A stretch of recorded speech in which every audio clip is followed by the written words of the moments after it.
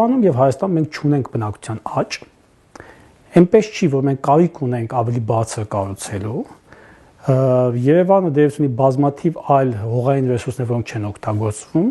եւ այս ամեն ինչը իբր թե որ փոխում ենք հողային ռեսուրսները ճիշտ կառավարել, ինչպես է վերջերս հայտարարվեց պետական մի պաշտոնյա կամ Ավինյանի դեպքում 2017-ականի, դրանք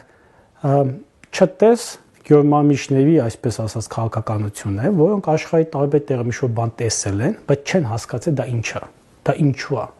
Իրանք չեն հասկացել, որ Դուբայում բազմահարկ սարքելու նպատակը որն է։ Իրանք չեն հասկացել այն արժեքը, որ ունի հանրապետության հրապարակը, եւ այն բոլոր շենքերը, որոնց կառուցմամբ ինչ որ առումով ստվերվելու է հանրապետության հրապարակը,